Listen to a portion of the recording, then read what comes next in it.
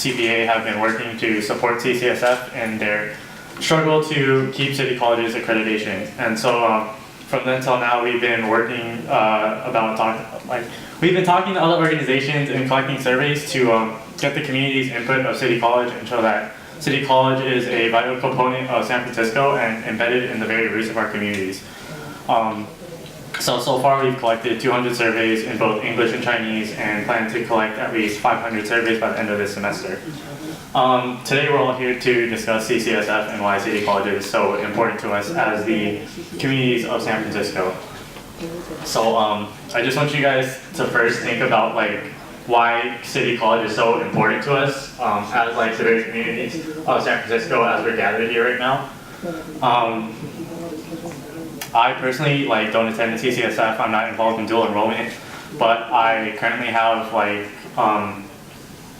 several family members and countless friends who go to CCSF in their desire for education and a diverse set of skills to apply not only jobs in school but in their everyday lives.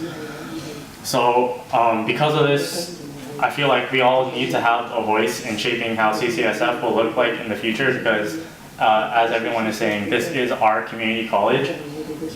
So we have to make sure that the education master plan includes our community's needs for the future and not just the students but all of San Francisco.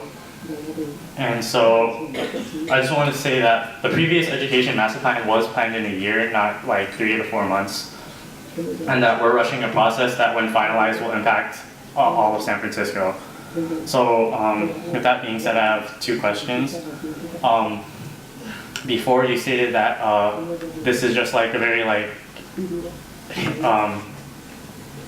it's a small introduction to all of these what and all the strategies, but I want to ask why aren't these strategies being presented to us right now so that we can have a better idea of what everything is going on. And so I feel this is this is one of our few chances to look at what's happening and everything that's going on around City College. So I just want to ask first, why isn't all the information being presented to us, and that you guys would extend the education master planning to a full year so that all of the community can give its input, not just a small part of it.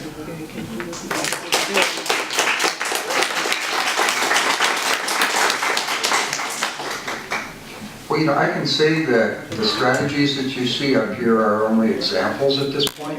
The real strategies are going to be developed by the people who are actually doing the operational planning and the units. So it wouldn't be possible right now to tell you every possible strategy that's out there.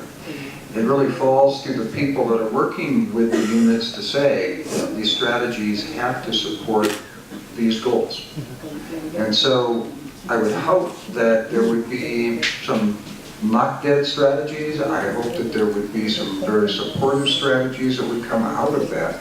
Your education master plan is only going to suggest some strategies and say that based on our experience here at City College and experiences of other colleges who approach similar issues, not exactly the same, but similar issues, these are the kinds of pathways that they're taking to support their goals. So I'd say be patient, look at what the operational plan brings to you.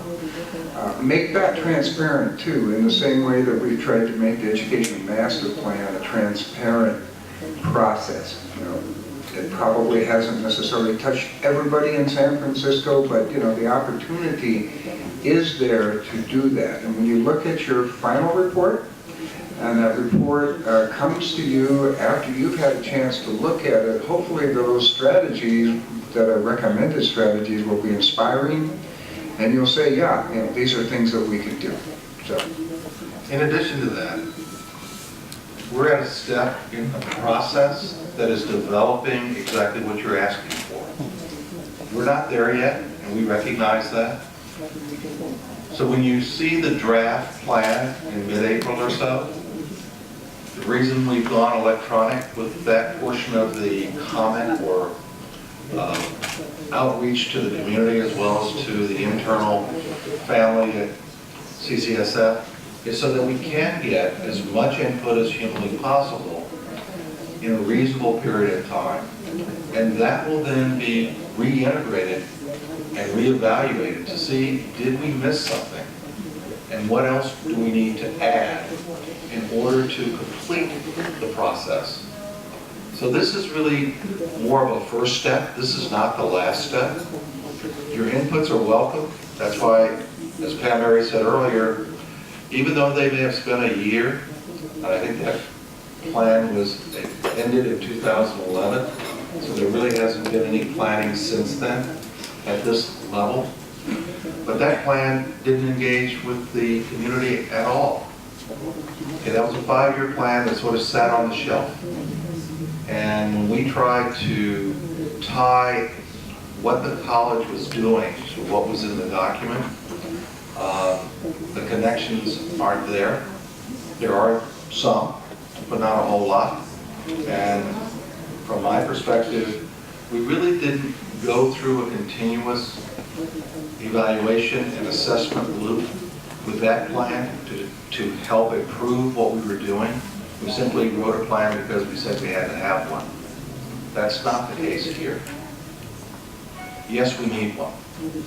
But more importantly, we need to use it, we need to reevaluate it, we need to assess where we are to ensure that what we set for ourselves in terms of goals, we're actually getting there. So this is a first step, this is not a last step.